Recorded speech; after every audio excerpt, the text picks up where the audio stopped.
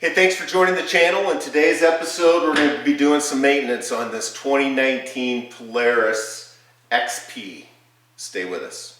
Hi, this is Tim and Joel. Welcome to Midwest Hunting and Outdoors by Two Dumbasses, a podcast about the outdoors, hunting, and being a steward of the land. Hey, as I stated in the introduction here, we're going to be doing some maintenance on this 2019 Polaris XP. And it's got its ESP, so electronic power steering. So I don't think that's going to matter today. But what I want to do is look at changing the oil filter and oil.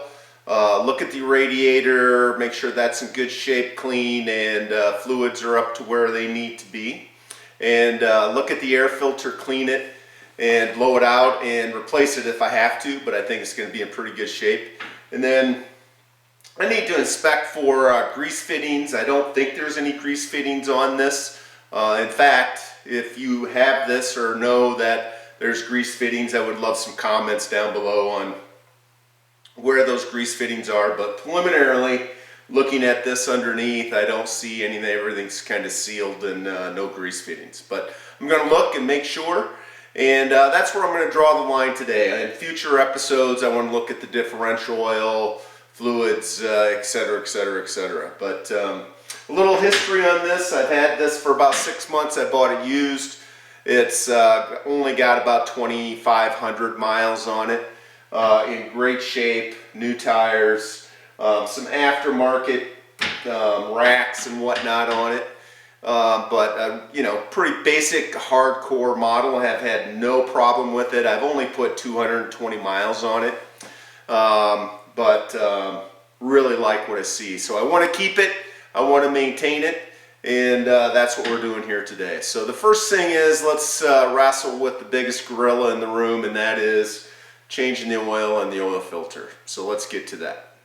All right, the first thing we're going to do is try to identify where this oil filter is at, and I know there's a heat shield in place. I want you to take that off, so we'll probably take that off and then see what kind of cramped space we're getting into to replace this oil filter.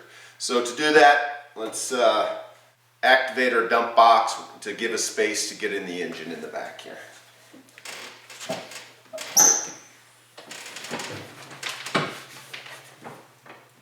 All right, our oil filter is supposed to be somewhere below the exhaust here on the engine block. I think it's on the back side of this exhaust coming out. So they want us to take this heat shield off, which protects heat coming off the exhaust pipe. And it is held together by two T40 screws, or hex screws.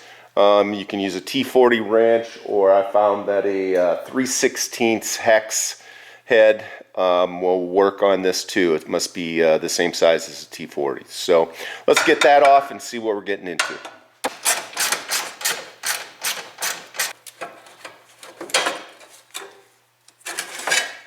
All right, when you remove the heat shield, the filter, I'm on the passenger side. The filter is directly below this exhaust port, specifically this exhaust port in the middle of the cab here. It's directly below that. It's going to be really, really hard for me to film this when I take that filter out, but I'll try. And I'll take you over there with the handy cam here and show you a view from the top.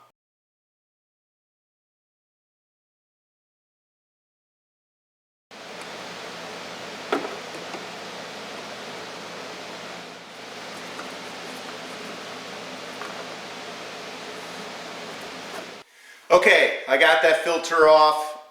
It did, you know, the wrench, I had to go in and get a specific oil wrench that I could get in there. So I'll keep that wrench handy moving forward.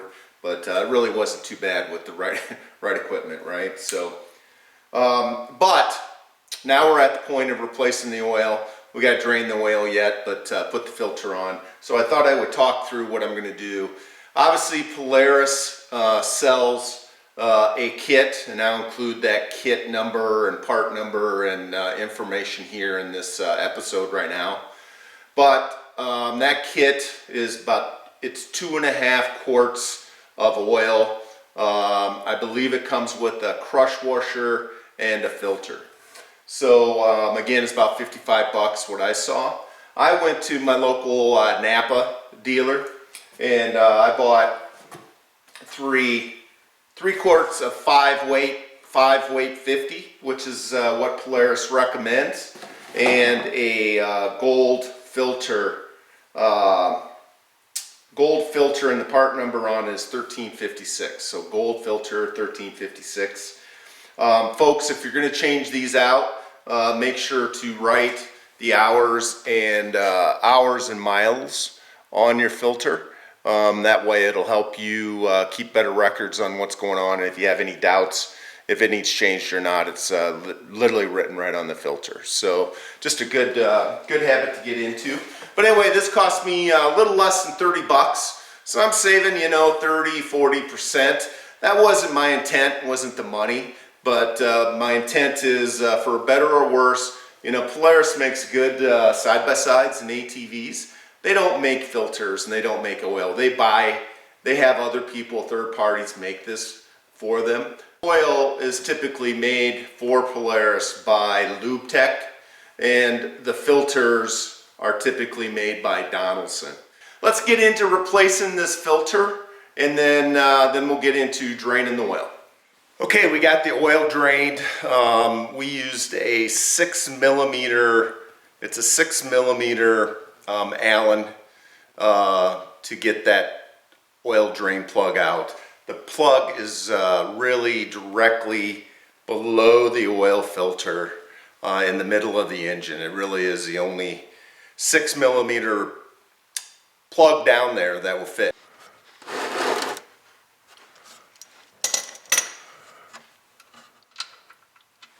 Polaris recommends that you tighten your drain plug, oil drain plug, to 12 foot-pounds. So if you have a torque wrench, that would be great. I do not have a torque wrench, so I just tightened it firm. Not overly tight, you don't want to strip it, but it's kind of a little bit of a guessing game there. So click, click. Sure, we're good. And I am ready to start putting fresh oil in this thing. Do this without spilling. Let's see how we do.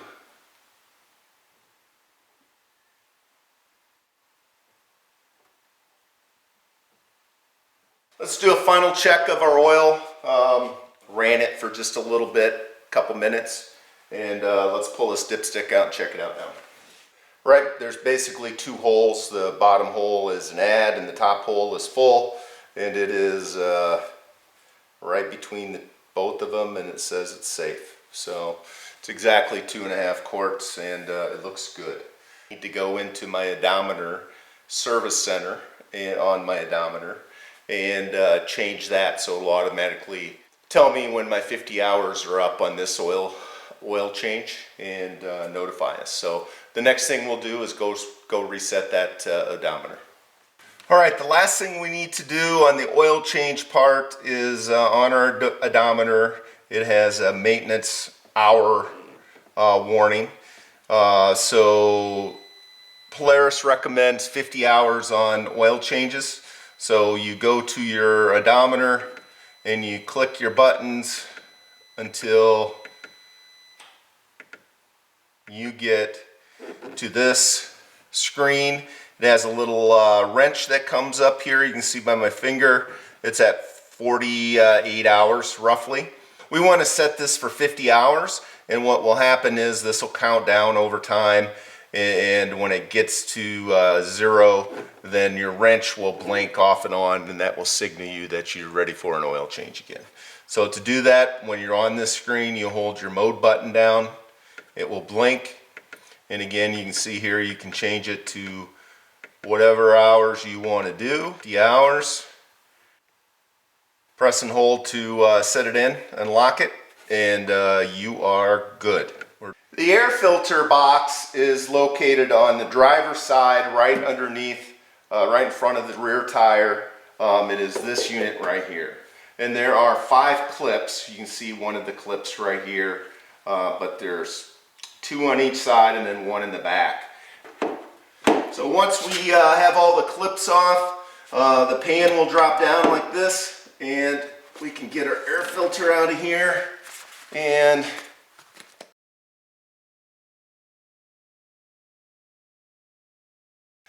is going to be under the hood. So I want to check the radiator out, make sure it's clean and filled to the appropriate level with antifreeze. And that is located here in the front. Now I've got some aftermarket bumper and racking on the front here. So we'll open this up. You got to open this lift gate up, which I really like. And we can take the hood off by turning these knobs. And this plastic piece just comes off. So kind of self-contained here. You got your radiator, and then the radiator tank unit that it pulls from is located here. So I can tell right now, empty on my coolant reservoir. So I will, but before I do that, let's check the level in your radiator. Now, you never want to do this when the engine is hot and the radiator is hot. I haven't run this more than 2 minutes, so I know it's cool, but you always want to check the cap, make sure that it's not hot or warm, because this will have pressure on it and cause all kinds of problems and personal safety problems. So we don't want that. But I know this is in good shape because I haven't run it. Let's check this out. So I've got coolant all the way up the front, so I know my radiator is full. I'm going to put the cap on. However, I am going to put coolant in here.